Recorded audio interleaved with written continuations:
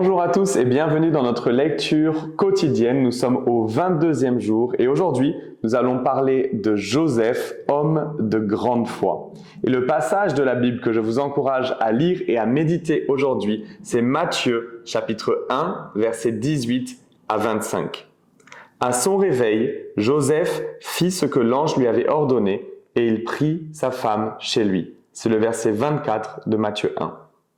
Il y a eu tant d'événements extraordinaires de la conception à la naissance de notre Seigneur Jésus-Christ qu'on en oublie souvent la foi de Joseph. Imaginez la foi dont il a dû faire preuve.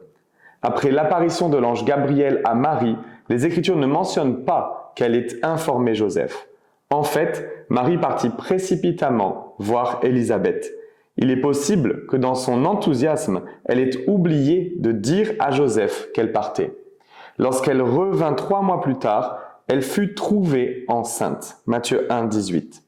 Cela laisse entendre que Marie n'avait rien expliqué à Joseph, qui constata par lui-même qu'elle était enceinte. Comment un homme réagirait-il aujourd'hui si, après 3 mois d'absence, sa fiancée revenait enceinte en lui parlant d'une naissance virginale? Joseph a sans doute eu des pensées similaires à celles qu'aurait un homme de nos jours. Sa miséricorde envers elle montrait qu'il l'aimait. Mais il avait aussi l'intention de divorcer, ce qui signifiait qu'il ne la croyait pas. C'est alors que l'ange du Seigneur lui apparut en rêve pour éclairer la situation.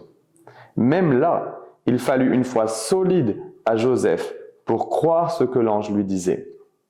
Cela ne s'était jamais produit auparavant et ne se reproduira jamais.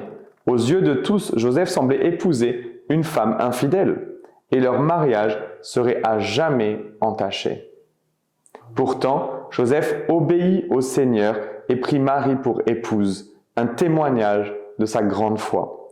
Si Joseph et Marie ont pu croire en Dieu pour la naissance de Jésus, vous pouvez vous aussi croire ce que Dieu vous dit aujourd'hui.